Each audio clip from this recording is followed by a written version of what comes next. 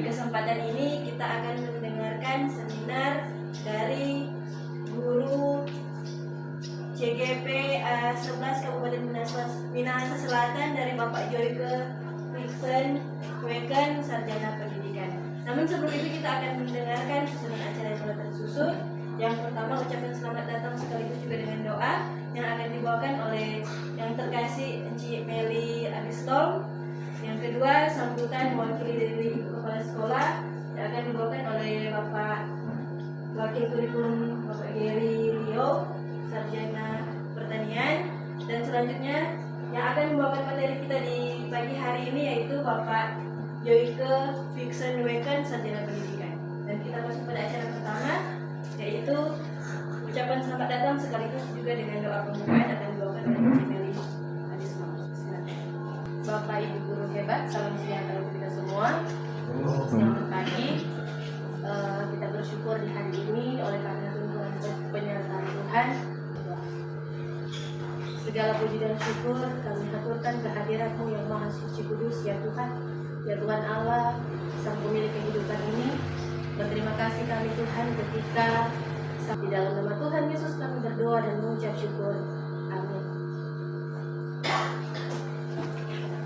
Dan saat ini kita akan mendengarkan sambutan mewakili Ibu Kepala Sekolah yang akan dibawakan oleh Wakil Kurikulum Bapak Geri Rio, Sarjana Pertanian. Terima kasih atas kesempatan. Assalamualaikum warahmatullahi wabarakatuh. Waalaikumsalam. Salam sejahtera bagi kita semua. Shalom. Damai di hati. Selamat pagi menjelang siang teman-teman. Iya. Dan tentu saja di kesempatan ini saya juga selaku Wakil Kepala Sekolah urusan kurikulum menyampaikan kepada rekan Joyke selamat mengikuti kegiatan dari calon guru penggerak, apalagi tentang pemaparan materi dalam bentuk seminar bagi kita guru dan tenaga kependidikan di SMK Negeri 1 Tetapang tentang diseminasi budaya positif, dan mengatasnamakan pimpinan Ibu Kepala Sekolah yang terkasih Dr. Anda Marinintong Magister Pendidikan nyatakan banyak selamat Joyke untuk kegiatan seminar ini. Dan saat ini secara resmi saya buka kegiatan seminar diseminasi budaya positif yang akan dilakukan langsung oleh calon guru penggerak angkatan 11 Joyke Fixen-Weken, Sarjana Pendidikan. Saya membukanya dalam nama Tuhan Yesus.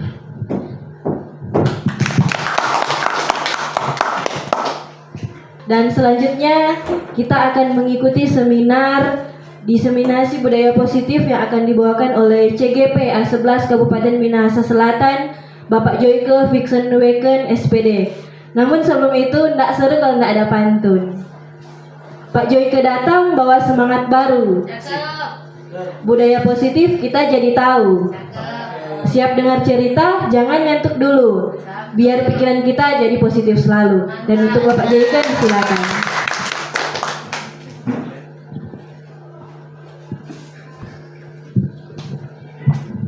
Sebenarnya ini tugas di modul LMS PMM yang sementara saya kerjakan untuk aksi nyata modul 1.4 budaya positif.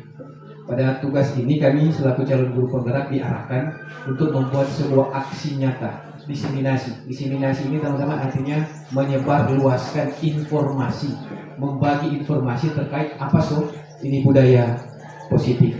Karena saya sadar teman-teman, kalau cuma saya yang bisa melakukan ini, tidak teman-teman, ini akan sekedar sulit untuk dapat lihat dia punya progres perkembangan. Tetapi kalau budaya positif ini dikerjakan bersama, saya percaya walaupun perlahan-lahan akan terlihat ini progres. Teman-teman, di kesempatan saya saat ini seperti yang saya sampaikan tadi, saya akan menyebarkan pemahaman saya terkait budaya positif, tetapi juga saya akan membagikan pengalaman ketika saya menerapkan budaya positif ini. Karena beberapa minggu sebelum ini, diri teman-teman, saya sudah coba melakukan penerapan budaya positif dengan menggunakan segitiga restitusi. Nanti sebentar ada materinya teman-teman, dan saya akan berbagi apa dampak yang saya rasakan dalam kehidupan pribadi saya, tapi juga khusus kepada subjek itu sendiri, itu para murid-murid. Nah teman-teman, dalam konsep budaya positif ada kurang lebih 4 hal yang akan saya bagikan di sini. Ini dia. Yang pertama terkait tentang perubahan paradigma belajar, kedua terkait disiplin positif, ketiga teori motivasi perilaku manusia, keempat bicara tentang keyakinan kelas, kemudian kelima hukuman dan penghargaan, keenam kebutuhan dasar manusia, posisi kontrol guru, dan yang terakhir segitiga restitusi. Saya mulai teman-teman dari yang awal dengan pembelajaran dengan paradigma yang baru. Teman-teman mungkin bisa melihat yang samping kanan gambar ini adalah pelajar Pancasila. Ini ada dimensinya. Ya, dimensi dari profil pelajar Pancasila ini Tom tahu. Kemudian ini ternyata pembelajaran dengan paradigma yang baru teman-teman. Ini dirancang berdasarkan prinsip pembelajaran berdiferensiasi. Saya sedikit membagi yang berdiferensiasi itu teman-teman adalah bicara tentang segala keputusan yang masuk akal, dibilang common sense, yang mengakomodir segala kebutuhan belajar murid. Itu yang berdiferensiasi. Kemudian sehingga siswa ini dapat belajar sesuai dengan kebutuhan dan tahap perkembangan. Nah, teman-teman mungkin bisa lihat ini. Pada pembelajaran paradigma yang baru, kerangka pengembangan ini ada 3. Saya memang sengaja mau dihentar di sini untuk membangun suatu konsep mindset berpikir dulu.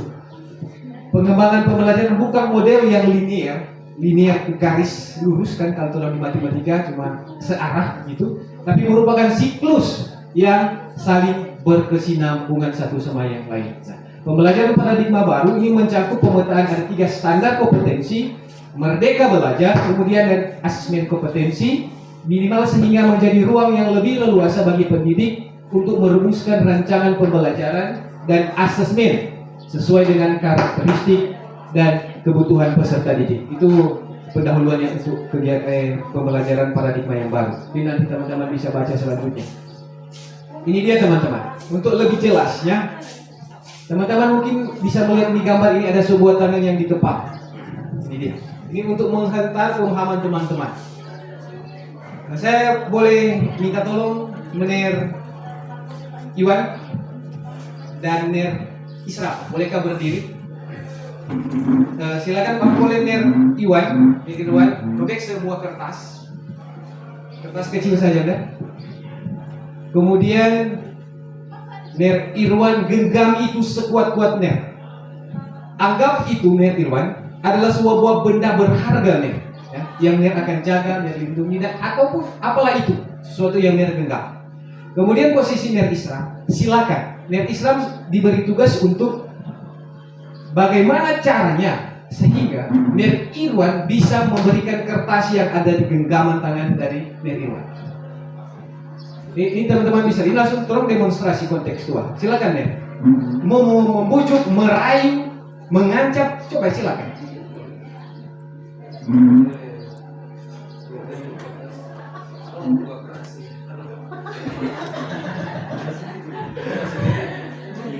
Oke, cukup teman-teman. Makasih ini boleh tepuk tangan untuk kedua ini teman-teman ya telah mencontohkan mempraktekkan ini. Jadi apa teman-teman artinya ini? Ner Irwan di posisi adalah posisi kontrol. Ner Irwan bisa saja ada 2 kemungkinan teman-teman. Dia bisa membuka, tapi dia bisa menutup rapatnya. Artinya bahwa ketika Ner Irwan akan membuka telapak tangan ini, bahwa pasti Ner Irwan punya alasan untuk membuka. Tetapi ketika Ner Irwan memilih untuk tetap menggenggam sekuat-kuatnya, saya percaya juga Ner Irwan punya alasan kenapa sampai tidak mau membuka ini. Boleh sampai sini teman-teman bisa dipahami dulu.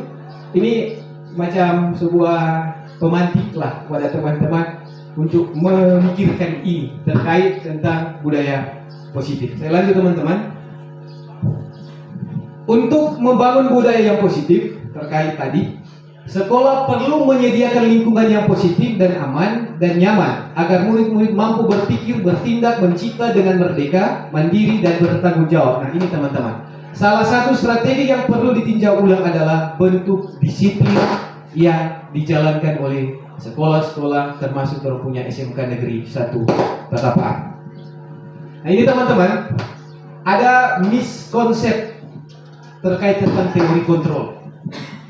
Yang pertama teman-teman, ada sebuah ilusi bahwa guru itu bisa mengontrol murid.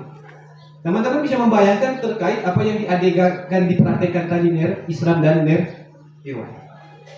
Ilusi guru bahwa mengontrol murid. Kedua, ilusi bahwa semua penguatan positif efektif dan bermanfaat.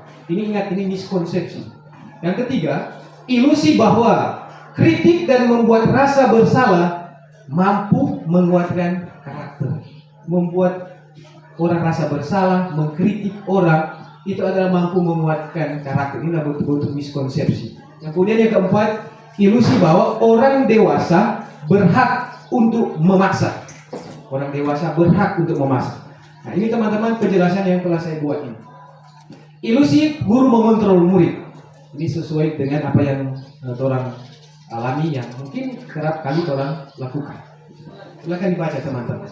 Ini pada dasarnya kita tidak dapat memaksa murid untuk berbuat sesuatu jikalau murid memilih untuk tidak melakukannya. Ada pertanyaan bilang, kok kadang-kadang orang dengar perintah ini. Tahukah teman-teman bahwa sebenarnya murid-murid hanya memberikan izin saja. Ini penjelasannya. Walaupun tampaknya kita sedang mengontrol perilaku murid tersebut, hal ini karena murid tersebut sedang mengizinkan dirinya itu dikontrol. Karena berbeda kalau sesuatu yang muncul dari motivasi intrinsik dalam diri seseorang. Kalau orang merasa orang bisa kontrol, itu hanya sebuah ilusi bahwa murid hanya mengizinkan dirinya dikontrol. Kemudian yang kedua, ilusi bahwa semua penguatan positif, efektif dan bermanfaat. Segala upaya nasihat mungkin penguatan-penguatan itu efektif dan bermanfaat. Tapi saya akan berpikir begini teman-teman, ini penjelasannya. Sampai kapan seseorang itu, kapasitas kita sebagai seorang guru, akan terus mendampingi mereka sepanjang hayat mereka untuk terus memberikan sebuah penguatan-penguatan positif? Bukankah lebih baik kalau itu muncul dari diri sendiri? Ini bisa mungkin teman-teman baca. Bujukan adalah bentuk kontrol. Penguatan positif adalah bentuk-bentuk mengontrol orang. Segala usaha untuk mempengaruhi murid agar mengulangi suatu perilaku tertentu adalah usaha untuk mengontrol. Yang ketiga, ilusi bahwa kritik dan membuat orang merasa bersalah dapat menguatkan karakter. Mungkin ini yang sering orang pahami. Penjelasannya teman-teman, menggunakan kritik dan rasa bersalah untuk mengontrol murid ini menuju pada sebuah identitas yang gagal. Terkait identitas gagal saya akan tunjukkan sebentar pada tabel posisi kontrol seorang guru. Dan ternyata tujuannya ini hanya mengarahkan kepada sebuah identitas gagal bagi seorang murid. Yang terakhir, ilusi bahwa orang dewasa memiliki hak untuk memaksa. Banyak orang dewasa percaya bahwa ketika mereka orang lebih tua, mereka memiliki hak untuk memiliki tanggung jawab untuk membuat murid-murid berbuat hal-hal tertentu dengan mengatur orang punya kehidupan. Saya lanjut teman-teman. Ini ada pendapat ahli dari Stephen Covey mengatakan bahwa bila kita ingin membuat kemajuan perlahan, sedikit-sedikit ubahlah sikap atau perilaku kita. Saya senang sekali dia membaca ini teman-teman. Saya baca ulang. Bila kita ingin membuat kemajuan perlahan, sedikit-sedikit ubahlah sikap atau perilaku kita. Namun bila kita ingin memperbaiki cara utama kita, maka kita perlu untuk mengubah kerangka acuan kita. Pada stimulus respon, seolah-olah orang lain bisa mengontrol kita, teman-teman. Saya akan tunjukkan dalam bentuk tabel. Ini dia. Perbedaan stimulus respon dan stimulus yang disebut teori kontrol. Yang tabel stimulus respon ini teman-teman bisa lihat. Kita mencoba mengubah orang agar berpandangan sama dengan kita. Tetapi pada teori kontrol sebenarnya kita berusaha memahami pandangan orang lain tentang dunia. Kalau pada stimulus respon itu dia mencoba mengubah orang agar berpandangan sama pandangannya dengan orang pandangan. Tapi pada teori kontrol adalah orang sebenarnya berusaha untuk memahami pandangan orang lain tentang dunia. Karena apa? Ada pandangan orang tentang kehidupan yang dunia ini, yang nanti saya akan tunjukkan terkait tentang nilai-nilai kebajikan yang universal itu sebenarnya. Kedua, perilaku buruk dilihat sebagai suatu kesalahan. Tetapi pada teori kontrol mengatakan semua perilaku teman-teman itu memiliki tujuan. Saya mau katakan begini teman-teman. Kalau dalam ruang lingkup pendidikan di sekolah, kesalahan siswa itu bisa dimanfaatkan sebagai ruang di mana mereka belajar. Bukankah sekolah ini tempat di mana kamu belajar? Gitu? Jadi jangan sampai alergi pada sebuah kesalahan ketika orang ada di sekolah. Justru kesalahan itu dapat dimanfaatkan oleh seorang guru untuk apa? Anak dapat memecahkan masalah. Bukankah begitu kan? Orang kalau di kelas tuh soal-soal orang buat ujung-ujungnya apa? Memecahkan masalah. Nah, kesalahan anak itu juga orang bisa manfaatkan untuk anak sendiri yang mampu memecahkan masalah. Kemudian, yang ketiga, orang lain bisa mengontrol saya. Teman-teman bisa bayangkan tadi, yang Irwan, yang Isra. Tapi pada teori kontrol, hanya Anda yang bisa mengontrol diri Anda. Kenapa Irwan tidak bisa membuka? Karena apa? Hanya Irwan posisi kontrol yang bisa membuka tangan itu tadi. Bukan Isra. Kemudian, keempat, pemaksaan ada pada saat bujukan gagal. Kemudian yang pada teori kontrol, kolaborasi dan konsensus menciptakan sebuah pilihan-pilihan yang baru. Karena memang sering digaungkan bahwa lebih baik berkolaborasi bersama untuk menciptakan sebuah pilihan-pilihan yang dapat bermanfaat berdampak dalam kehidupan orang daripada untuk memaksa atau membujuk seseorang. Jadi terakhir, pada stimulus respon teman-teman, model berpikir itu kalau tidak menang kalah. Tapi pada posisi teori kontrol, dia tidak berpikir menang kalah, tapi apa? Win-win solution. Mungkin teman-teman pernah dengar ini istilah tuh, kalau diplomasi elit luar negeri internasional kan dia cari itu win-win solution. Keuntungan bukan pada satu negara, tetapi untung bersama, menang-menang.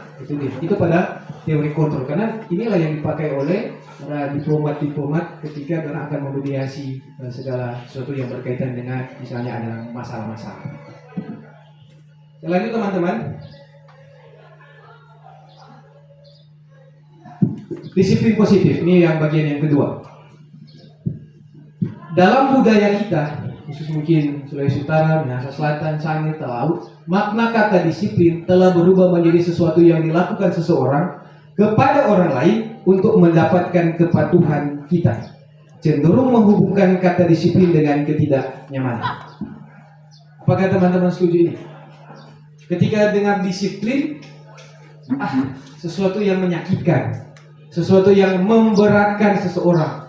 Padahal teman-teman yang kotak bagian kanan, bicara disiplin positif itu adalah merupakan salah satu pendekatan disiplin diri yang memampukan seseorang untuk dapat mengontrol perilakunya dalam kesadaran dan bertanggung jawab atas tindakan untuk menghormati diri sendiri dan orang lain.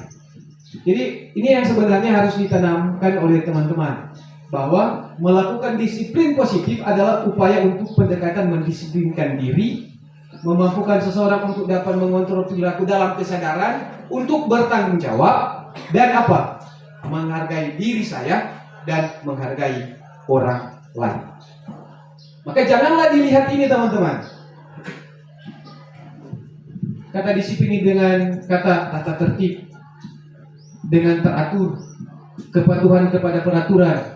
Karena kalau mau melihat itu akan hanya memunculkan sebuah motivasi yang namanya motivasi eksternal. Kita mau backing itu cuma untuk menyenangkan apa? Kepala sekolah. Kita mau backing itu supaya kita terhindar dari celotehan kepala sekolah. Kita mau backing itu supaya kita nggak mudah pemarah. Itu dia maksudnya. Yang kalau cuma ada motivasi eksternal dalam diri. Padahal itu sungguh berbeda. Karena belajar tentang disiplin positif tidak harus dengan memberi hukuman. Justru itulah adalah opsi terakhir dengan memberi hukuman, teman-teman. Alternatif terakhir. Dan kalau perlu di sini dikatakan tidak digunakan sama sekali. Itu tinggal opsi terakhir saja. Kalau perlu tidak digunakan. Dalam budaya kita, makna kata disiplin dimaknai menjadi sesuatu yang dilakukan seseorang pada orang lain untuk mendapatkan kepatuhan yang telah saya tunjukkan tadi di awal. Jadi mohon diingat teman-teman ini ya. Sebagai pendidik, tujuan kita adalah menuntun murid untuk memiliki disiplin diri. sehingga mereka bisa berperilaku yang mengacu pada nilai-nilai kebajikan universal dan memiliki motivasi intrinsik, bukan motivasi ekstrinsik. Kemudian teman-teman, bagian terakhir dari disiplin diri. Harus orang ingat bahwa disiplin positif ini merupakan salah satu disiplin diri. Saya ulang lagi, sengaja memang kita tampilkan ini 2 kali supaya teman-teman bisa memaknai ini dalam perilaku. Adalah pendekatan diri yang mampukan saya dan teman-teman selaku seorang guru bertindak dalam kesadaran, memiliki rasa tanggung jawab sebagai wujud untuk menghormati diri dan menghargai orang lain. Dengan kata lain, seseorang yang memiliki disiplin diri itu berarti mereka bisa bertanggung jawab terhadap apa yang dilakukannya karena mereka mendasarkan tindakan mereka pada nilai-nilai kebajikan universal. Jadi segala sesuatu yang dilakukan itu didasari pada nilai-nilai universal yang diyakini semua kebenaran. Bukan karena menghindari ketidaknyamanan, menghindari supaya tidak dapat marah dari kepala sekolah, supaya kita tidak ada berbeban lebih nanti mendapat veto dan sebagainya. Bukan seperti itu teman-teman. Tetapi apa ini? Bilang menghormati diri sendiri dan menghormati orang lain. Karena saya ketika saya melakukan terkait pendisiplinan kepada teman-teman, maksudnya kepada murid, saya selalu mengarahkan ke ini, bahwa disiplin positif adalah menghentar kamu untuk menjadi siswa yang memiliki kesadaran untuk bertanggung jawab. Kamu menghargai diri kamu, tetapi juga kamu menghargai orang lain, termasuk bapak guru, ibu guru, dan orang tua kamu di rumah.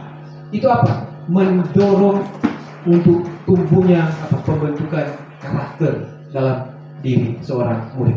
Karena teman-teman, seperti tadi, orang nggak bisa memaksa. Perilaku seseorang itu memiliki tujuan. Ada kebutuhan-kebutuhan yang diperlukan sehingga ia boleh bertindak demikian. Nanti orang akan belajar itu teman-teman. Kemudian ini teman-teman, nilai-nilai kebajikan universal. Nilai kebajikan universal ini sifatnya sifat-sifat positif manusia yang merupakan ini tujuan mulia. Nilai yang disepakati bersama antar lintas bahasa, suku, bahasa, agama maupun jadi tidak ada hukum teman-teman yang melarang terkait nilai-nilai kebajikan universal ini. Kalau pada profil pelajar Pancasila, nilai-nilai universal yang dimaknai seperti ini. Dari beriman, bertakwa, sampai di yang keenam, bergotong royong dan kreatif. Nah, saya telah membuat tabel ini untuk nilai-nilai kebajikan yang dipahami sebagai sebuah kebenaran. Misalnya nilai peduli, nilai rajin, nilai tenggang rasa, nilai gotong royong, nilai rendah hati, nilai kedamaian, nilai pengertian, bijaksana, nilai tanggung jawab, nilai rasa hormat. Ini yang nilai-nilai kebajikan universal. Tuh. Saya rasa teman-teman sepakat, tidak ada hukum, tidak ada yang melarang terkait nilai-nilai ini. Baik dari suku, bahasa, agama, lintas budaya, semua sepakat setuju. Jadi arah berpikir kita adalah ke nilai-nilai ini. Kemudian teman-teman, ini ada motivasi perilaku manusia yang telah saya sampaikan di awal tadi. Yang memotivasi orang melakukan sesuatu, paling tidak ini ada 3 hal. Yang pertama, untuk menghindari ketidaknyamanan atau menghindari hukuman. Setuju ini? Setiap perilaku memiliki tujuan, teman-teman, tadi di awal disampaikan. Untuk menghindari ketidaknyamanan. Perilaku manusia kadang-kali untuk mendapatkan imbalan, penghargaan, dapat hadiah. Aku bikin supaya kita dapat hadiah, dapat penghargaan, dapat pengakuan. Tapi juga ada perilaku manusia didasari karena menghargai diri sendiri dan orang lain. Yang bagian kiri dan tengah itu teman-teman yang disebut sebagai motivasi eksternal. Tapi yang bagian kanan itu orang sebut yang menghargai diri dan orang lain, itulah yang disebut motivasi internal atau motivasi intrinsik dalam diri seseorang. Bukan dipengaruhi karena takut mau dapat marah atau ada imbalan, tetapi karena dia meyakini itu adalah nilai kebajikan universal, maka ia harus lakukan. Sama contoh begini teman-teman. Kenapa orang pergi ke misalnya orang ke Bang Sulut misalnya pakai motor? Kenapa mesti pakai helm? Apakah ada peraturan menggunakannya? Ya ada. Tapi saya percaya adalah apa? Lebih dari sekedar peraturan. adalah apa? Saya meyakini ada nilai keselamatan di situ dengan menggunakan helm. Itu yang dimaksudkan di sini. Memunculkan motivasi intrinsik dikaitkan dengan nilai-nilai kebajikan universal.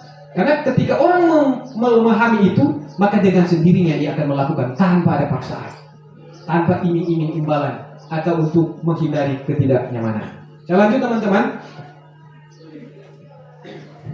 Ada orang punya Bapak Pendidikan Indonesia, Menteri pertama Pendidikan Indonesia Pak Ki Hajar Dewantara menyampaikan terkait merdeka. Merdeka itu artinya tidak hanya terlepas dari perintah, akan tetapi juga cakap buat memerintah diri sendiri. Saya kira teman-teman setuju ini. Bukan cuma terlepas dari perintah, tapi dia merdeka, cakap untuk memerintah diri sendiri. Saya berharap teman-teman mulai mengaitkan hal ini. Bagaimana kalau terjadi pada anak-anak murid SMK Negeri 1 Tatapaan, mereka memiliki kecakapan untuk memerintah diri mereka sendiri. Kemudian materi yang lanjut teman-teman, ada keyakinan kelas. Ada pertanyaan sini, mengapa tidak peraturan saja? Mengapa harus keyakinan kelas? Ada yang bisa bantu saya untuk jawab?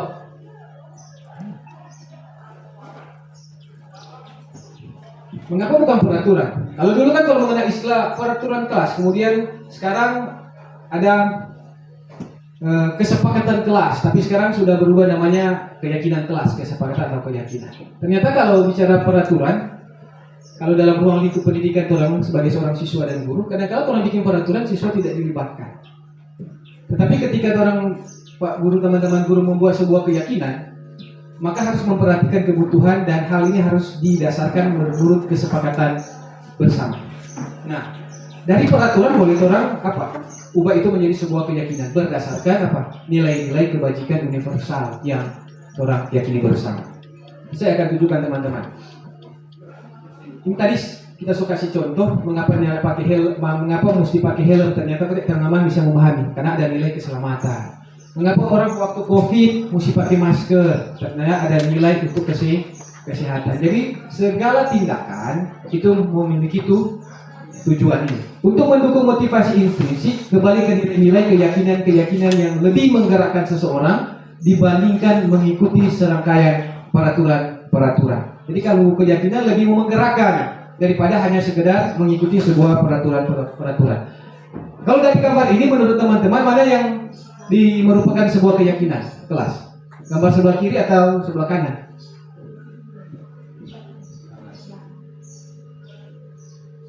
Yang sebelah? Dan adik, yang sebelah kiri atau sebelah kanan yang merupakan sebuah keyakinan yang didasari untuk menggerakkan motivasi dalam diri, bukan hanya sekedar sebuah aturan-aturan. Yang sebelah kanan teman-teman. Kami guru dan murid yang saling menyayangi. Itu kan lebih ke abstrak. Kami murid yang sangat semangat untuk belajar. Kami murid yang peduli dengan teman-teman. Jadi sekedar mungkin contoh teman-teman membuat sebuah keyakinan kelas ya, yang seperti ini yang lebih mengarahkan kepada nilai-nilai kebajikan universal yang orang yakini suatu hal yang benar untuk dilakukan. Ini dia teman-teman. Keyakinan kelas lebih diprioritaskan bagi siswa dan dapat memotivasi mereka dari dalam untuk membentuk budaya positif. Lebih kepada siswa dan membangun motivasi intrinsik untuk membentuk sebuah budaya positif. Kalau peraturan kelas di sisi lain merupakan alat untuk mengatur perilaku, bukan pembentukan karakter. Itu beda teman-teman. Tujuan orang bukan pembentukan perilaku, tetapi adalah mendorong perubahan pembentukan karakter sesuai dengan profil pelajar Pancasila. Itu kan yang digaung-gaungkan oleh pemerintah kita sekarang, dan kita selaku guru-guru arahnya ke sana. Keyakinan kelas adalah seperangkat nilai dan prinsip yang disepakati bersama oleh guru dan siswa untuk memandu perilaku dan interaksi di kelas. Keyakinan kelas dibuat dalam bentuk pernyataan-pernyataan universal yang positif. Ini teman-teman. Kalau membuat keyakinan kelas ini saja lebih abstrak dari peraturan, berupa pernyataan universal, dibuat dalam bentuk kalimat positif, sedikit saja ini, agar mudah diingat, usah terlalu dikatung sampai banyak sekali sehingga tidak bisa diingat. Sesuai dengan kondisi kelas dan sekolah agar mudah diterapkan, semua warga kelas sekolah dilibatkan saat membuat. Kemudian ini teman-teman, yang ini adalah nilai-nilai kebajikan yang orang pahami. Misalnya gini, dilarang melakukan kekerasan. Ini misalnya ada peraturan sekolah, peraturan kelas. Kira-kira nilai yang sebenarnya yang mau ditanamkan adalah ternyata nilai keselamatan, nilai menghormati orang lain. Atau ini, jangan berlari di kelas atau koridor. Ini nilai yang mau ditanamkan adalah nilai keselamatan dan nilai keamanan. Nah, kira-kira kalau yang ini misalnya, selalu kembalikan buku ke tempatnya. Kira-kira nilai kebajikan universal apa yang sebenarnya mau dia tanamkan seorang guru pada murid-murid? Nilai apa? Selalu kembalikan buku ke tempatnya. Nilai tanggung. Nggak apa ya? Bisa? Iya, tanggung jawab. Iya teman-teman. Dilarang mengganggu orang lain. Kira-kira nilai menghormati orang lain. Hadiri sekolah 15 menit sebelum pembelajaran dimulai. Menghormati orang lain, berkomitmen dan disiplin. Dilarang menggunakan narkoba. Nilai kesehatan. Berganti atau menunggu giliran. Kira-kira nilai apa ini? Menghormati orang lain dan bersabar. Selain juga disiplin bisa masuk. Terakhir, gunakan masker. Nilai kesehatan dan untuk keselamatan. Kira-kira seperti itu teman-teman. Kemudian ini dia. Ini untuk pembuatan sebuah keyakinan. Yang pertama pasti bisa harus berdiskusi dengan mengenal peraturan. Itu yang saya sampaikan tadi. Peraturan kelas itu bisa diubah, dimodifikasi menjadi sebuah keyakinan. Kemudian merumuskan peraturan menjadi keyakinan. Kemudian menempelkan keyakinan kelas yang telah disepakati. Kemudian ini teman-teman, materi yang lanjut, hukuman dan konsekuensi. Nah, saya ini ada kasus teman-teman. Memang kalau lagi guru penggerak, yang banyak kasus-kasus, kemudian orang membacanya, kemudian berdiskusi, kemudian menjawab pertanyaan-pertanyaan. Seperti ini kira-kira. Ini ada Ibu Iva. Baik juga ada nama Iva di SMK Sudartawan apaan sini. Ini Ibu Iva. Iva. Iva kurang menguasai pelajaran matematika, macam di murid. Sehingga pada saat pelajaran tersebut berlangsung, dia lebih banyak berdiam diri, menggambar di buku pelajarannya. Pada saat guru matematikanya Pak Seno menanyakan pertanyaan, Iva jadi gugup. Biasanya kan begitu orang. Iva, ini kasusnya dia lebih banyak berdiam diri, menggambar di buku pelajarannya. Kemudian guru matematika Pak Seno menanyakan pertanyaan, kemudian Iva menjadi gugup dan tak sengaja menjatuhkan tasnya dari kursi, serta tiba-tiba menjadi gagap pada saat berupaya menjawab. Seluruh kelas pun tertawa melihat perilaku Iva yang bicara tergagap dan terkejut tersebut. Pak Seno pada saat itu membiarkan teman-teman Iva menertawakan Iva yang tergagap dan malu luar biasa, dan malah minta Iva untuk maju ke depan. Suruh maju ke depan dan berdiri di depan kelas sambil menunjuk hidungnya karena tidak bisa menjawab pertanyaan Pak Seno. Kelas makin gaduh dan anak-anak pun tertawa melihat Iva di depan kelas memegang ujung hidungnya. Sebelum orang mau jawab, apakah ini pernah orang lakukan teman-teman sebagai seorang guru? Jadi teman-teman, ini ruang orang berbagi praktik baik, bukan untuk orang saling mau menyalahkan, tidak. Tapi bahan refleksi diri masing-masing guru. Biarkan itu dijawab oleh masing-masing kita saja, kan Cibor. Pertanyaan pertama teman-teman, apakah Anda setuju dengan tindakan Pak Seno terhadap Iva? Tidak setuju. Bolehkah misalnya Nerina? Pasti ada alasan, kan itu pertanyaan satu. Apakah Anda setuju? Nerina menyapa, tidak setuju. Ada pertanyaan lanjutan. Mengapa? Nerina, mengapa tidak setuju? Terima kasih. Jadi kenapa saya tidak setuju dengan apa yang dilakukan oleh cerita tadi mengenai Pak Seno? Karena di mana di situ sudah ada unsur pembulian, sebagaimana yang sudah kita dapat dipelajari pada waktu-waktu lalu, di mana memang menurut cerita tersebut Di situ sudah ada unsur pembulian, walaupun tanpa kita sadari bersama.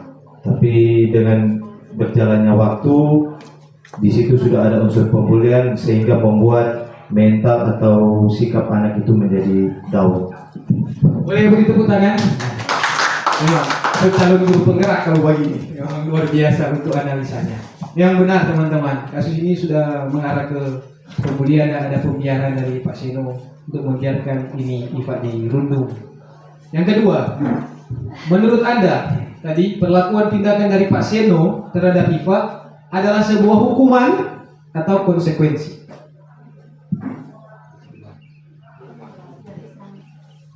Perlakuan yang ditunjukkan oleh Pak Seno kepada IFA, apakah itu disebut hukuman atau konsekuensi? Kan tadi tidak bisa jawab, dan berdiri gagap, disuruh ke depan jawab, suruh berdiri di depan, kemudian kadang-kadang tunjuk hidung. Apakah itu sebuah hukuman atau konsekuensi? Bolehkah saya tanya, angkat tangan dulu. Hukuman, silakan angkat tangan. Enak hukuman, Muci Meli hukuman, dan Adi hukuman. Berarti yang sisa ini konsekuensi. Oke, mari tolong lihat teman-teman. Nanti teman-teman akan menjawab sendiri itu. Berdasarkan kasus di atas, maka kita bisa menyimpulkan bahwa hukuman bersifat tidak terencana atau muncul tiba-tiba. Itu hukuman, teman-teman. Ini ada terencana, muncul tiba, apabila tiba masa, tiba akal. Itu dia. Anak atau murid tidak tahu apa yang akan terjadi dan tidak dilibatkan. Itu hukuman. Hukuman bersifat satu arah dari pihak guru yang memberikan, dan murid hanya menerima suatu hukuman tanpa melalui suatu kesepakatan atau pengarahan dari pihak guru, baik sebelum atau sesudahnya. Hukuman yang diberikan bisa berupa fisik maupun psikis. Murid atau anak disakiti oleh suatu perbuatan atau kata-kata. Sampai sini dulu. Kira-kira tadi perbuatan Pak Seno hukuman atau konsekuensi? Hukuman. Masih hukuman. Kemudian sementara disiplin dalam bentuk konsekuensi, teman-teman, sudah terencana atau sudah disepakati, sudah dibahas, sudah disetujui oleh murid dan guru.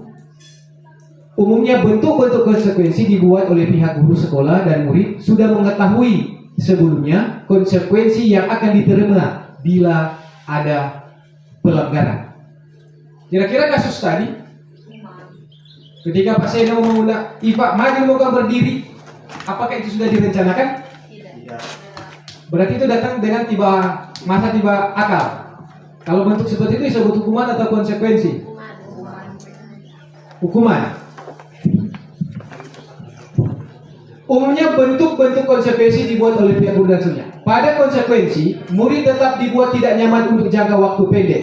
Konsekuensi biasanya diberikan berdasarkan suatu data yang umumnya dapat diukur, misalnya 3 kali tugasnya dan seterusnya. Nah, tadi sepakat hukuman. Saya tanya, apakah ada konsekuensi di dalam situ yang terjadi? Apa? Apakah ada terjadi sebuah konsekuensi pada kasus ini? Tadi itu Pak Seno menghukum karena tidak direncanakan, tiba langsung hilang, atau semua hukum. Nah, adakah konsekuensi pada kasus ini? Ya? Biasanya teman-teman, ketika seseorang guru menghukum murid tanpa direncanakan, tidak ada hubungannya sama sekali, itu bisa melahirkan potensi sebuah konsekuensi. Pada kasus IFA, teman-teman mungkin bisa melihat ini pada bagian ini.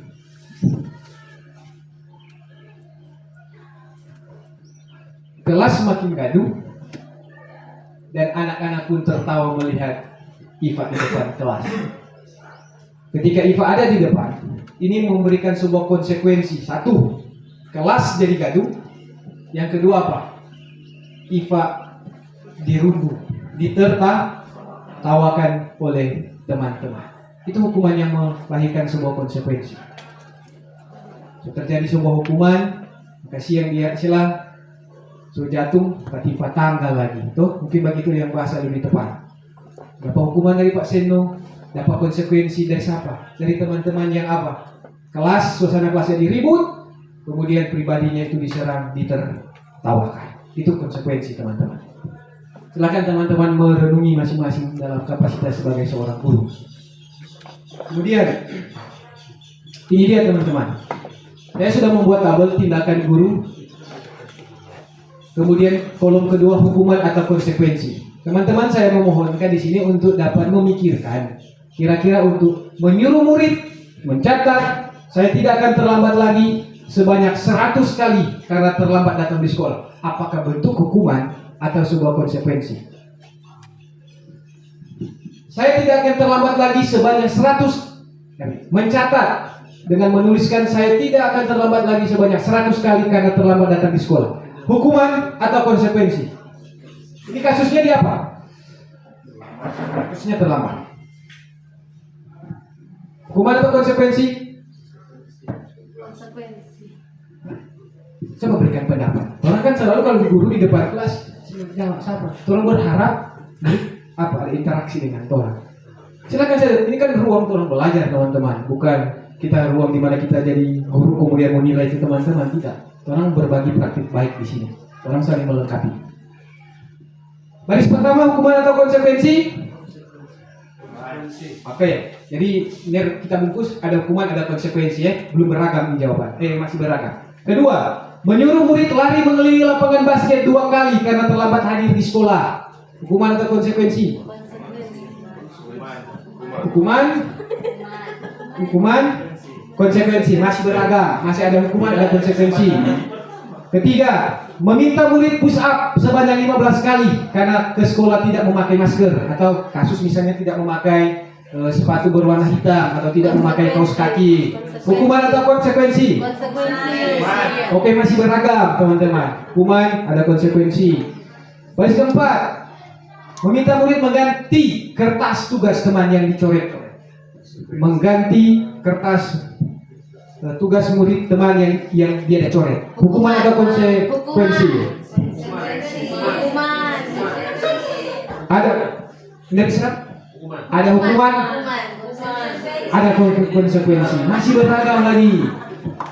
Meminta murid membersihkan tumpahan air di meja karena tempat minum tersenggol. Dia senggol kemudian guru meminta bersihkan. Konsekuensi hukuman.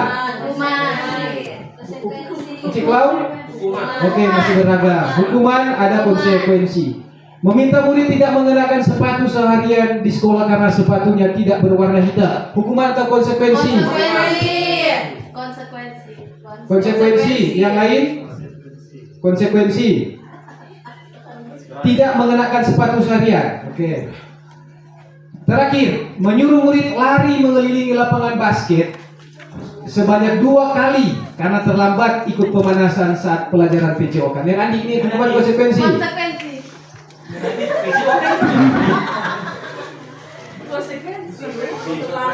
Konsekuensi. Oke. Kurang lihat, kurang cek jawaban dari teman-teman.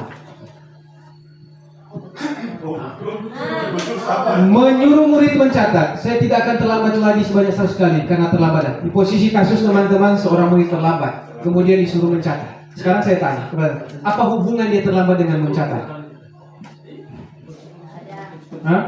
Adakah hubungan seseorang murid dia datang terlambat dengan mencatat? Tidak. Maka itu disebut hukuman. Menyuruh murid lari mengelilingi lapangan basket 2 kali karena terlambat hadir sekolah. Adakah hubungannya teman-teman? Tidak ada. Berbeda kasus tadi yang bagian akhir. Menyuruh murid lari mengelilingi basket karena apa? Terlambat ikut pemanasan. Ini ada hubungannya dengan kegiatan olahraga. Biasanya kan diawali dengan apa? Pemanasan. Nah, bentuk dia lari itu konsekuensinya harus mengikuti pemanasan, tapi dalam bentuk yang lain itu lari mengelilingi lapangan. Itu konsekuensi. Kemudian meminta murid push up sebanyak 15 kali. Apa hubungannya dengan push up dengan apa? Justru membuat lebih siksa. Maka itu disebut hukuman. Kemudian bagaimana yang konsekuensi dah? Ini teman-teman. Meminta murid mengganti kertas tugas teman. Itu ada nilai apa? Tanggung jawab. Konsekuensinya kamu harus mengganti. Itu bukan bentuk hukuman karena ada hubungannya. mengganti kertas. Begitu juga yang baris yang di bawahnya, meminta murid membersihkan tumpahan air di meja karena tempat minum tersenggol. Yang itu nggak sengaja, misalnya. Tapi ada nilai juga yang mau diajarkan sih, nilai tanggung jawab. Jadi konsekuensinya harus apa? Membersihkan. Bahwa mungkin ini dapat dipahami oleh teman-teman, membedakan mana yang disebut hukuman dan konsekuensi ini, teman-teman. Oke, nanti sebentar ya. Penghargaan ini. Kalau bicara hukuman dan konsekuensi, hukuman itu tadi teman-teman sudah sepakat, sudah lihat tadi, tidak direncanakan, tidak disepakati, tiba datang, tiba akal. Tapi konsekuensi harus terlebih dahulu memang telah melalui sebuah kesepakatan, berdasarkan nilai-nilai yang disusun berdasarkan nilai-nilai kebajikan universal yang orang pahami, yang punya ada hubungannya ketika pelanggaran yang ia langgar dengan sebuah sanksi yang akan kita berikan dalam bentuk bisa konsekuensi atau untuk hukuman. Jadi tinggal teman-teman lihat, adakah hubungan misalnya dia datang terlambat. Kalau bisa orang kadang-kala di kasus ini orang akan rumput, itu sebenarnya itu hal kalau saya pribadi itu bisa orang lakukan. Tetapi harus ada sebuah keyakinan kesepakatan sekolah dalam hal mengatur ini, bahwa ada tindakan upaya dalam rangka menciptakan disiplin positif dalam diri siswa ketika siswa datang di sekolah. Makanya kita selalu jadi bilang bahwa ketika dia datang terlambat ini kemudian diarahkan untuk angkat rumput, angkat kertas, plastik, ini adalah bukan bentuk menghukum kalian, tetapi dalam upaya apa? Kalian menjaga lingkungan sekolah untuk dalam keadaan yang apa? Bersih, aman dan nyaman untuk toh. Itu dia. Jadi bukan bentuk hukuman. Jadi tinggal bahasa yang kita sampaikan dalam rangka untuk memunculkan apa? Motivasi intrinsik. Kalau mau dengan hukuman kan anak-anak sakit tuh, nggak suka. Kita hukum pangana suruh bersih dapat hukuman ngana. Dibandingkan orang bilang apa? Bolehkah kamu bantu orang semua warga sekolah karena teman-teman juga sudah melakukan tadi tuh dengan membersihkan lingkungan sekolah dengan melihat sampah sampai dihidangkan. Mana lebih enak teman-teman kalau orang jadi guru mau bilang begitu Pak Murid? Pasti yang kedua tuh orang kan tidak menyerang pribadi, orang tidak menghardik, orang tidak menyampaikan hal-hal yang kata-kata yang kasar. Ini teman-teman hukuman dan penghargaan. Saya baca ya ini teman-teman, nanti kita mau potong video. Nah kalau panjang ini penghargaan dan hukuman adalah dua aspek penting dalam proses pembelajaran. Waktu orang elaborasi pemahaman teman-teman bahwa ada kalimat bilang begini, hukuman, penghargaan adalah hukuman. Penghargaan adalah hukuman. Teman-teman sepakat itu? Orang sedang sementara memberi hukuman melalui sebuah penghargaan. Memang ada benarnya teman-teman. Coba tolong renungi. Ketika tolong diapresiasi penghargaan misalnya di kelas pada anak yang pintar. Juara 1 kamu dapat misalnya buku tulis. Itu juara 2, juara 3, namanya manusia, cik. Gitu. Pasti ada muncul tuh rasa. Tahun berikut bikin lagi. Tuh juara 2, 3, 4, 5 dan sampai 10 itu paling saya mau berharap. Soalnya ada motivasi orang. Orang pikir begini, dek, paling kok dia Islam kayak itu mau dapat. Paling begitu. Itu yang motivasi adalah menghukum. Tapi banyak kasus-kasus juga yang lain. Lalu bagaimana boleh yang kasih penghargaan? Boleh. Tetapi memberikan apresiasi itu harus ke semua.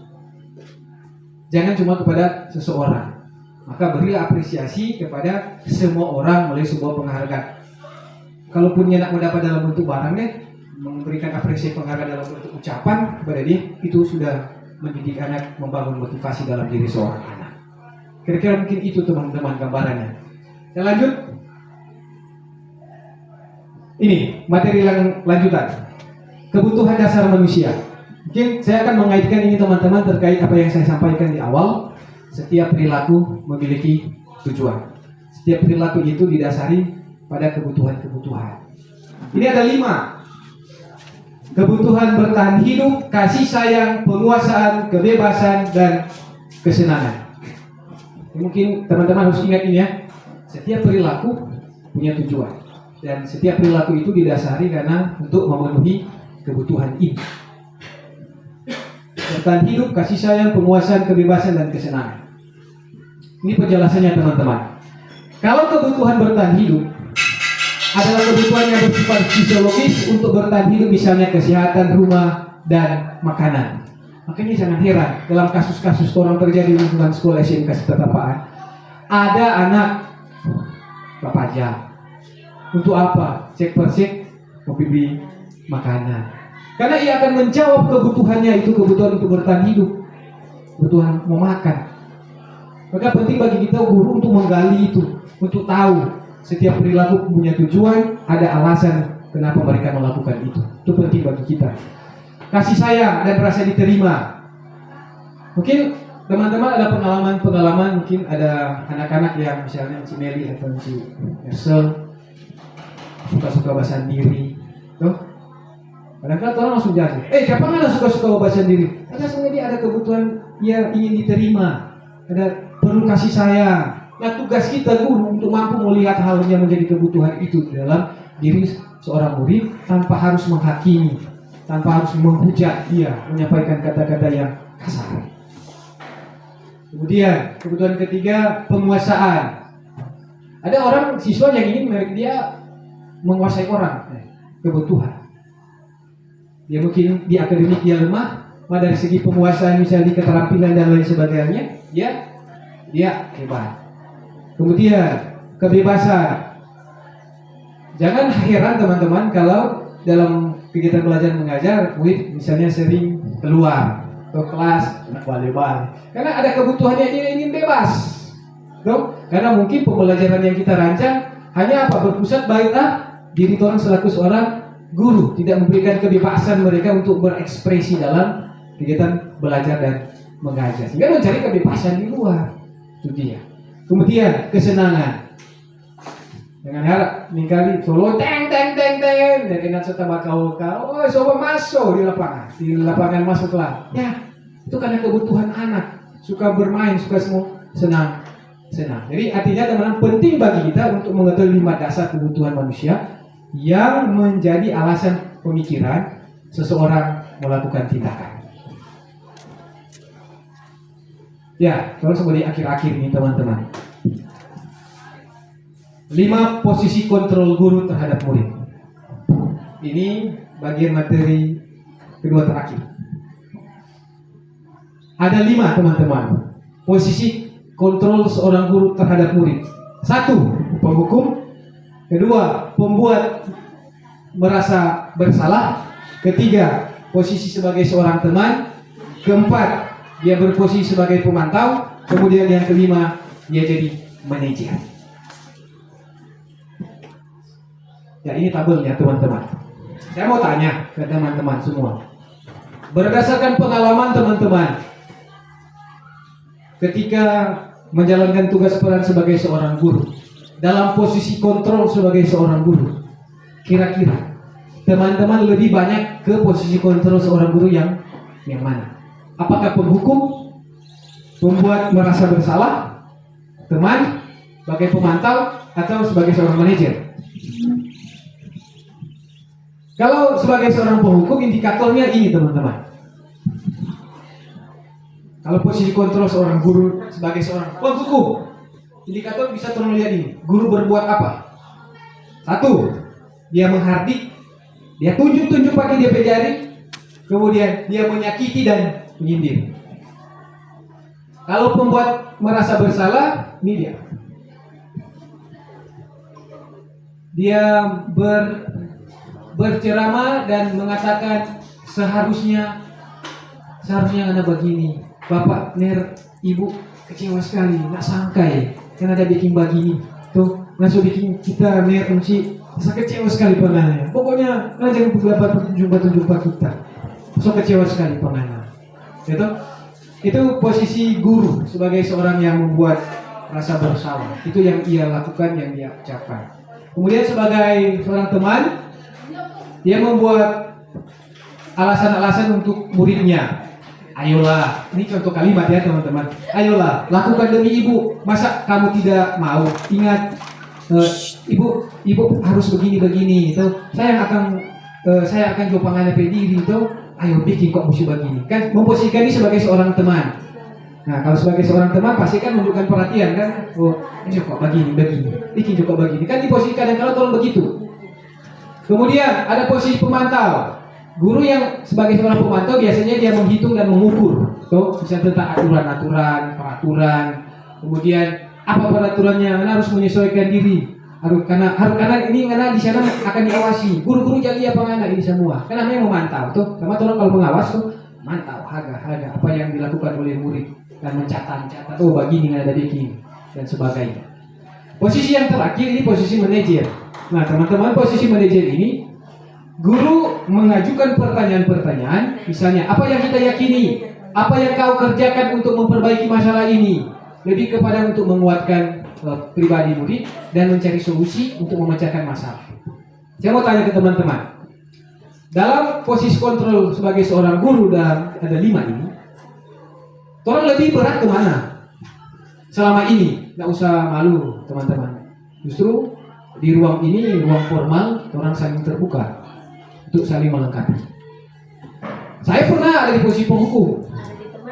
Saya juga pernah ada di posisi kadang-kala ya dia rasa bersalah, dia buat tuh siswa rasa bersalah, tuh membuat dia kadang-kala dia rasa malu, tuh. Kadang-kala ngapain papa kerja apa? Tani. Enggak saya ngapain papa nenek pohon kelapa ini. Ada psikologi anak teman-teman terus terang. Orang nggak penting untuk menyampaikan itu pekerjaan orang tua. Berbeda kalau mungkin anak yang rasa percaya dirinya tinggi, oke, fine saja orang. Tapi orang kan harus memikirkan hal-hal yang berbeda. Ada juga teman, tuh sudah nah, itu teman, kadang-kadang begitu. Tuh, memposisikan diri sebagai teman untuk mencoba melindungi kita. Atau pemantau, cuma ada harga-harga, mau tahu aturan di sini begini toh, mulai begini, kan tidak ada tindak lanjut, tindak nyata yang mau dilakukan dalam upaya untuk memperbaiki itu. Tapi pada posisi manajer ini teman-teman, guru dilatih untuk mau bertanya dan siswa diarahkan untuk menjawab dan menemukan solusi memecahkan masalah. Lebih banyak kemana? Kalau Cik Mersel dia bikin siswa rasa malu. Tadi nggak tahu membuat rasa malu adalah bisa menguatkan karakter. Tadi kan itu yang miskonsepsi. Tidak teman-teman, itu sebuah miskonsepsi. Justru akan membuat situasi semakin lebih parah. Setuju? Dong? Saya juga percaya itu teman-teman. Kalau telah punya tujuan mulia, tidak perlu harus dengan membuat rasa malu seseorang. Justru sebaliknya, bisa membuat seseorang lebih merasa tidak percaya diri dan ujung-ujungnya mempengaruhi apa? Perilaku seseorang. Nah teman-teman ini,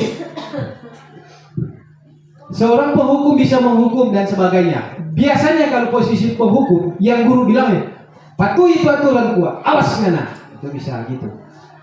Kamu selalu saja salah, selalu pasti dan selalu terakhir ngana ulang-ulang begini. Kemudian memberikan hukuman.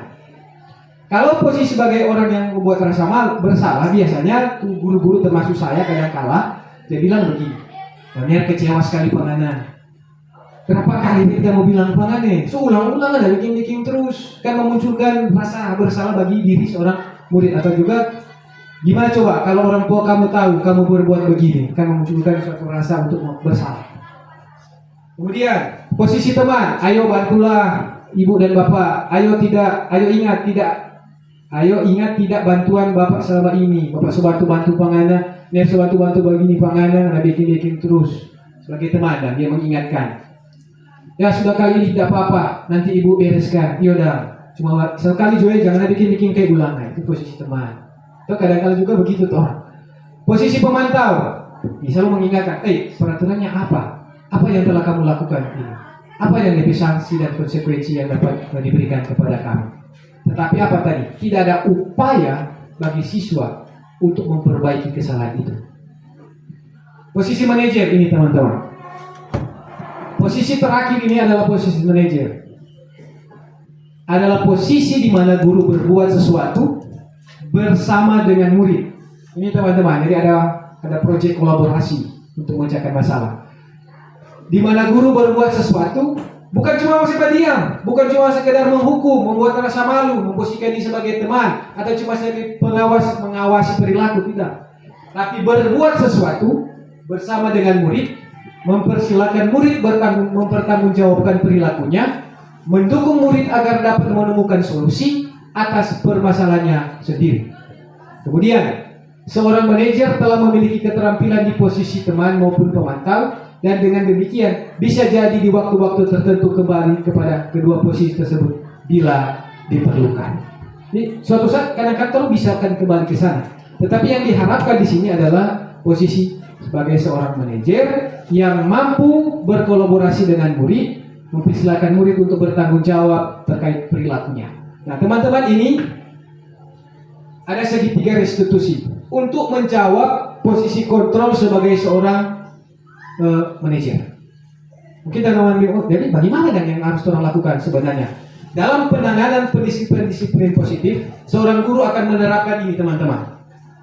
Segitiga restitusi. Apa ini, teman-teman? Segitiga namanya ada 3 sisi. Ini yang sisi yang pertama, dia seorang guru akan menstabilkan identitas seorang murid. Kemudian yang kedua, dia akan memvalidasi kebutuhan. Kemudian yang ketiga, akan menanyakan keyakinan. Misalnya gini, teman-teman. Pada tahapan menstabilkan identitas, misalnya orang kasus, contoh anak terlambat, contoh orang upaya untuk mendisiplinkan positifnya. Ini mengubah identitas anak dari orang yang gagal, identitasnya gagal awal tadi karena melakukan kesalahan, menjadi orang yang sukses. Ini identitas yang akan orang kejar.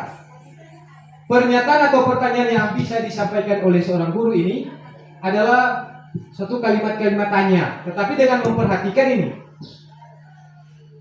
Setiap orang pernah melakukan kesalahan. Kamu bukan satu-satunya yang pernah melakukan ini. Kayak contoh kasus begini. Dan teman-teman, beberapa minggu sebelum ini sudah melakukan kegiatan segitiga restitusi. Saya berupaya untuk menerapkan ini mulai dari menstabilkan identitas, untuk menggali informasi dan menanyakan pertama dia punya kabar. Artinya dan orang baru begitu jangan langsung berserang pribadi dia. Baru udah apa? Anak saya tahu dia sudah tahu dia ada membuat kesalahan. Tapi jangan perbanyak DP masalah situ lagi baru dapat. Stabilkan identitasnya. Misalnya dengan begini. Tadi saya kasus menangani siswa yang datang terlambat dari belakang ke belakang. Nama Eben Trade. Masuklah ke ruangan saya. Ini saya karena tugas hari ini juga teman-teman untuk membagikan pengalaman saya. Kemarin juga Mikael air. Saya terapkan disiplin menggunakan segitiga restitusi. Biasanya saya tanya begini, teman-teman. Misalnya kasus dari Ben, apa kabar? Dia merunduk, teman-teman. Baik, Nek. Ada sesuatu kah yang lain yang Anda lakukan hari ini, Ben? Jadi untuk nasi begini, teman-teman, kita kalau bicara. Anak itu belum bisa menjawab karena masih ada rasa apa? Gugup, karena dia tahu dia membuat kesalahan. Ben, Nerjoy di sini, di ruangan ini bukan untuk mencari napi kesalahan. Kenapa merasa bersalah? Iya, ya. Apa yang Anda lakukan hari ini? Ketika mengawali kegiatan belajar mengajar di sekolah, apa yang kamu lakukan pertama? Anak merasa tidak percaya diri. Ya, kita datang sekolah dari ke belakang. Makasih, Ben. Kamu sudah bersikap jujur untuk menyampaikan kesalahan. Tapi tenang, Ben. Ner di sini bukan untuk mencari kamu punya kesalahan. Ner di sini untuk bukan mau bikin nggak jadi rasa tidak nyaman, tidak. Tapi Ner di sini memposisikan untuk orang baik Ner dengan kamu untuk mencari solusi untuk memecahkan kamu punya masalah. Bisa, Ben, kamu bantu orang sama-sama menyelesaikan ini masalah? Iya, Ner, bisa. Dari awal seperti itu, teman-teman. Kemudian tanyakan keyakinan, kemudian validasi DP kebutuhan apa sebenarnya ketika ditanya. Sebenarnya tuh anak masalahnya bukan terlambat kok, teman-teman. Nah, saya kira teman-teman mungkin tahu ini. Persoalan utama dari terlambat itu adalah ada awalnya, yaitu apa? Tidurlah. Ketika orang gali akan orang menemukan sebuah hal-hal yang tidak orang pikirkan. Misalnya ada kasus Ya kok tidak datang terlambat karena memang membantu orang tua. Dalam hal ini misalnya mengantar anak datang ke sekolah. Sebagai seorang guru, saya mau tanya ke teman-teman. Teman-teman memarah itu? Ya bantu DP mama diantar DP adik, atau bantu orang tua DP bawa nasi misalnya di kobong pagi-pagi. Itu ada nilai kebajikan universal yang diyakini sebuah kebenaran tuh. Membantu. Tetapi orang bisa menambahkan.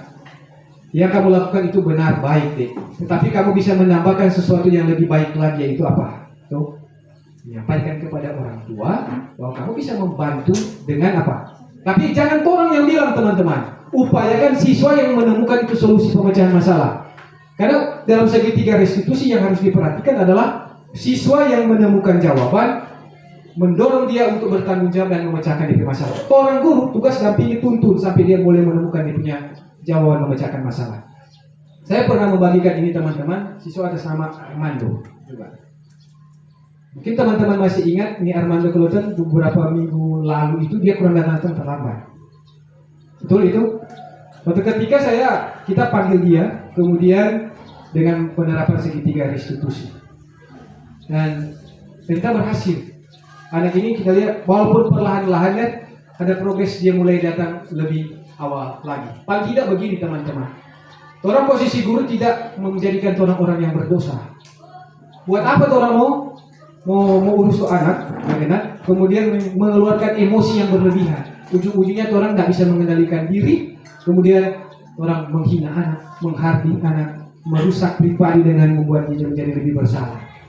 Tugas orang adalah apa? Bukan pada perubahan perilaku, tapi pada pembentukan karakter. Jadi mungkin teman-teman kalau belum paham, nanti orang boleh sharing terkait dengan penerapan segitiga restitusi. Jadi ada 3, stabilkan identitas, validasi dia punya kebutuhan. Tadi kenapa? Setiap perilaku ada tujuannya. Mendasar itu adalah dari dasar kebutuhan.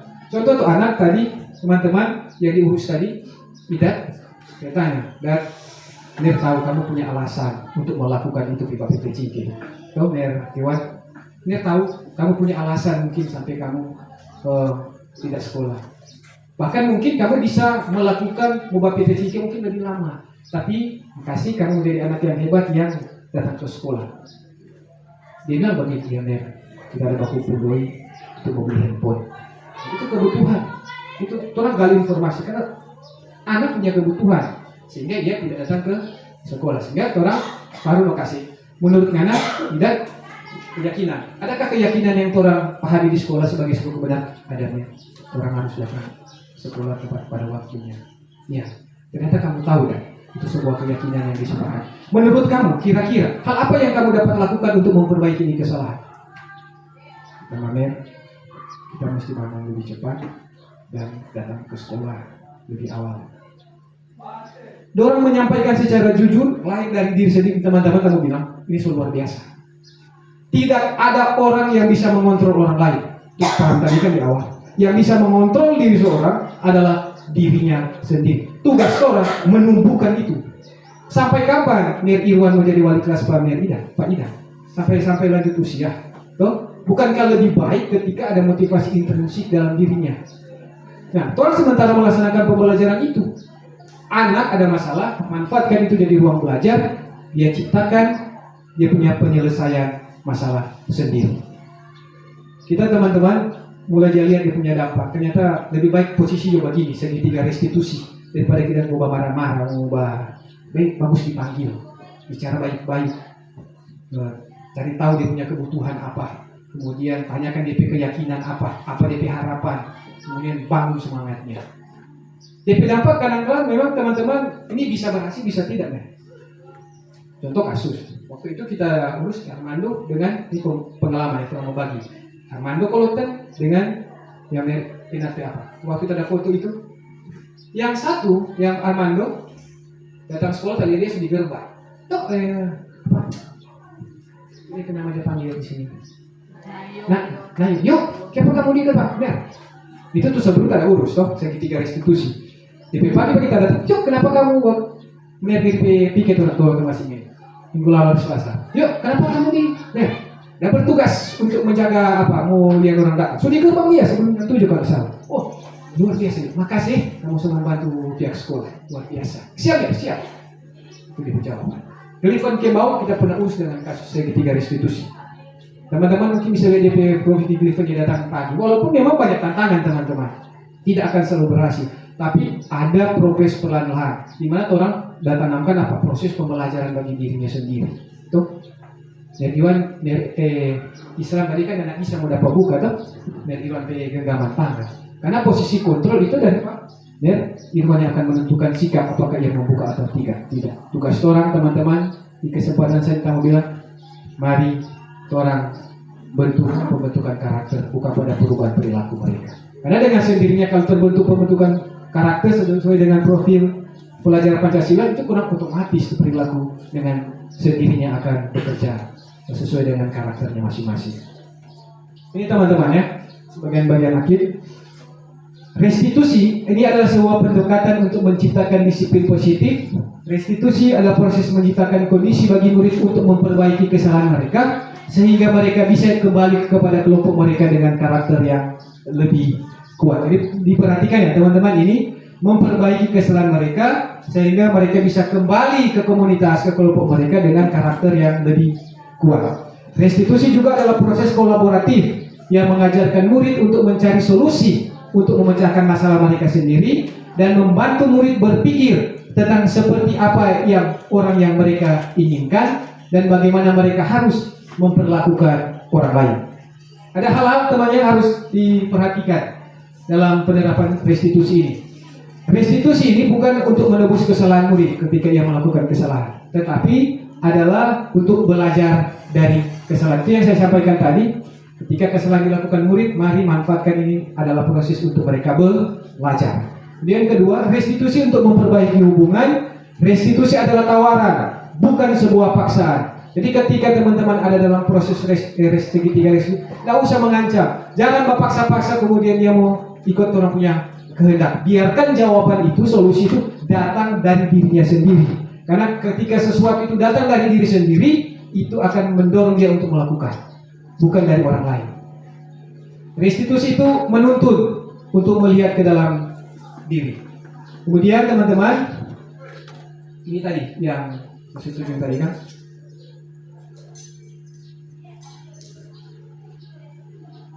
Ya, langsung di akhir teman-teman. Nanti mungkin kalau ada teman-teman mau sharing terkait mengubah bagaimana penerapan, dan orang bercerita secara pribadi. Dan ini bagian penutup, mari orang belajar bersama berkolaborasi, saling mendukung demi mewujudkan disiplin positif di sekolah kita sehingga dapat menciptakan profil pelajar Pancasila. Oke, demikian untuk seminar berbagi praktik baik terkait diseminasi budaya positif, dan dipersilakan mungkin kepada Cik Pinkan selaku moderator kalau mungkin ada hal-hal yang ingin mau ditanyakan oleh teman-teman atau sekedar untuk membagi pengalaman, dipersilakan mungkin 5 menit mungkin karena sejam lebih. Dipersilakan.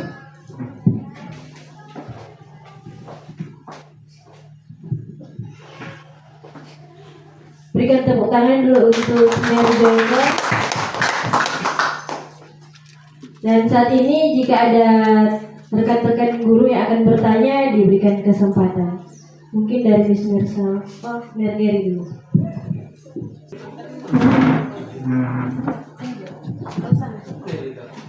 Dia di muka, ada ini dan.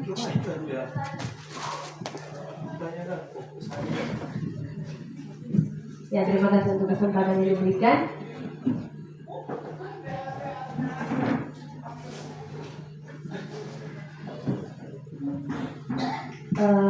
Tadi saya tertarik dengan penjelasan dari Bapak Jeke mengenai hukuman dan konsekuensi.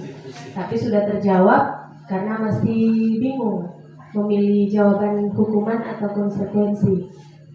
Saya mungkin sependapat dengan Islam karena saya dengar dari tadi kalau Merjoy mau tanya hukuman atau konsekuensi. Oh, terang tiga ciklau. Hukuman atau konsekuensi. Jadi terang tiga jawab sama. Misalnya di pertanyaan nomor 1 terang tiga jawab konsekuensi. Karena di situ menurut penjelasan dari Merjoy bahwa konsekuensi itu sebelumnya ada kesepakatan. Sementara hukuman itu terjadi saat pelaksanaan. Jadi kami bertiga sependapat memilih untuk pertanyaan yang nomor 1 itu hukuman atau konsekuensi, itu merupakan konsekuensi, karena berdasarkan dengan penjelasan tadi, konsekuensi itu adalah merupakan kesepakatan. Tapi Mer sudah menjelaskan ternyata hukuman itu harus berhubungan. Ya, itu mungkin dari kami sudah paham dengan apa yang sudah disampaikan, karena tadi saya sendiri bingung juga memilih jawaban hukuman atau konsekuensi. Terima kasih untuk praktik baik yang sudah dibagikan kepada kami. Semoga terus menjadi pelajaran untuk kami guru-guru di SMK Negeri 1 Kota Tapan. Terima kasih. Diucapkan terima kasih untuk Encik Meli, dan silakan jika masih ada yang ingin bertanya. Silakan untuk Meli. Terima kasih atas kesempatan yang sudah diberikan. Jadi saya hanya ingin bertanya, Mer. Jadi bagaimana tadi kan ada yang Mer sudah jelaskan dalam penerapan kita melakukan segitiga restitusi itu ada yang gagal, ada yang berhasil.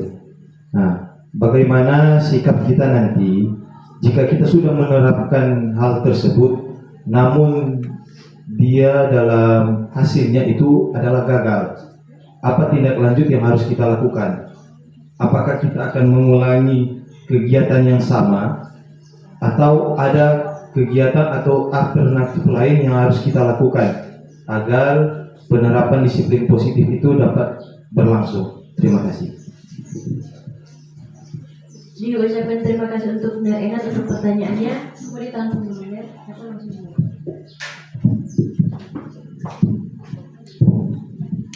Jadi makasih untuk pertanyaan dari Cik Meli ya, tinggal penegasan Cik ya. Mas sengaja tadi saya belum menyampaikan itu dulu awal, saya mau teman-teman berpikir bahwa bicara hukuman dan konsekuensi itu adalah dua hal yang berbeda.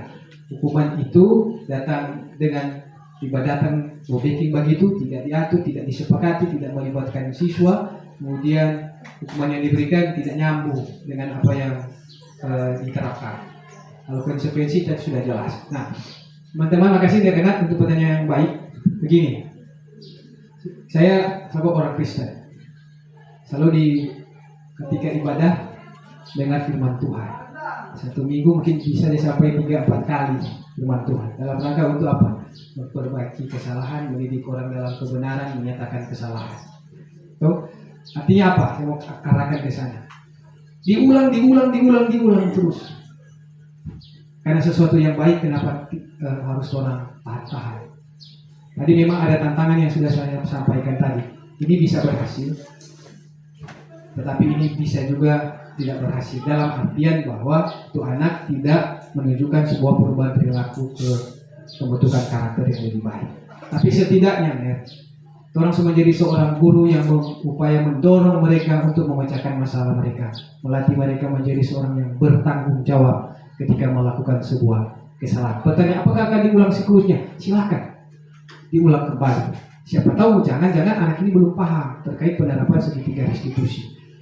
Yang paling tahu adalah Bapak Ibu sendiri yang mengenal lebih dalam terkait perkembangan anak Bapak Ibu. Karena bisa saja keadaan sosial itu bisa mempengaruhi. Misalnya terjadi sebuah perubahan yang baru. Ner Enat dan segitiga restitusi misalnya Pak Glenn atau dini hari. Anak misalnya di sekolah ini dia pulang rumah, ada perubahan, ada motivasi intrinsik ketika ada penerapan ini. Maka orang tahu ke sana, DP malam-malam dia ada masalah baru di rumah tangga dia, atau di kehidupan keluarga, atau dalam kehidupan sosial bermasyarakat.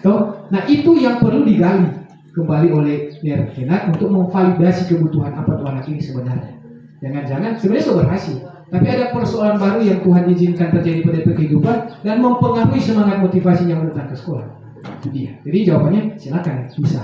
Untuk dalam hal menanyakan kembali, jangan-jangan ada persoalan baru yang ia hadapi dan dia terapkan penerapan segitiga restitusi ini. Dengan ingat, awas, jangan menghardik anak, jangan memposisikan diri untuk menghukum, tapi hargai dia sebagai seorang manusia ciptaan Tuhan yang membutuhkan solusi. Ingat teman-teman, masalah itu membutuhkan solusi. Jangan dia ada masalah kemudian tamang tambah lagi nih DP masalah misalnya, aduh kasihan. Jangan tambah dong beban kehidupan. Tugas orang adalah tuntun mereka menjadi manusia yang bahagia dan selamat, baik sebagai kehidupan orang sebagai manusia pribadi dan sebagai anggota masyarakat.